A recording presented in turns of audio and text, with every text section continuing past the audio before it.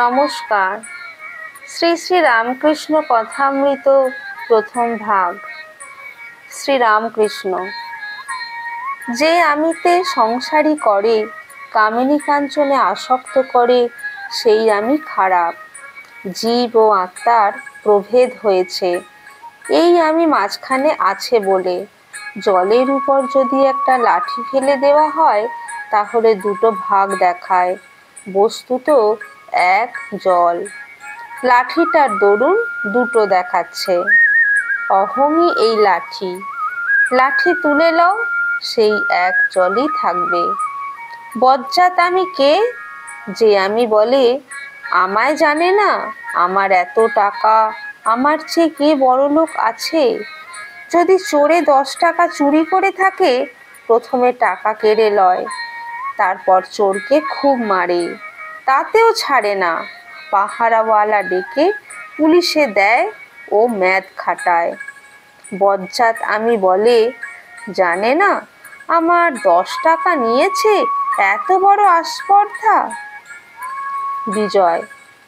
যদি অহং না গেলে সংসারে আসক্তি যাবে না, সমাধি হবে না, তাহলে ব্রহ্মজ্ঞানের পথ অবলম্বন করাই ভালো, যাতে সমাধি হয়। আর ভক্তিযোগে যদি অহং থাকে, তবে জ্ঞান যোগী ভালো। শ্রীরামকৃষ্ণ। দুই একটি লোকের সমাধি হয়ে অহং যায় বটে, কিন্তু প্রায় যায় না। হাজার বিচার করো, অহং ফিরে ঘুরে এসে উপস্থিত। আজ অশ্বত্থ গাছ কেটে দাও, কাল আবার সকালে দেখো ফেকড়ি বেরিয়েছে। একান্ত যদি আমি যাবে না, তবে থাক শালা দাস আমি হয়ে।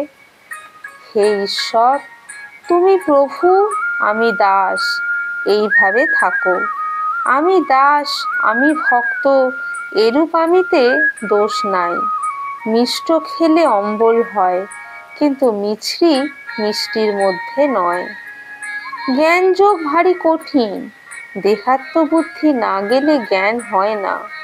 কলিযুগে অন্নগত প্রাণ, দেহাত্মবুদ্ধি অহং বুদ্ধি যায় না। তাই কলিযুগের পক্ষে ভক্তিযোগ, ভক্তিপথ সহজ পথ। আন্তরিক ব্যাকুল হয়ে তার নাম গুণগান করো, প্রার্থনা করো, ভগবানকে লাভ করবে, কোনো সন্দেহ নাই। যেমন জলরাশির উপর বাঁশ না রেখে একটি রেখা কাটা হয়েছে, যেন 2 ভাগ জল, আর রেখা অনেকক্ষণ থাকে না। দাস আমি, কি ভক্তের আমি, কি বালকের আমি, এরা যেন আমির রেখা মাত্র। নমস্কার।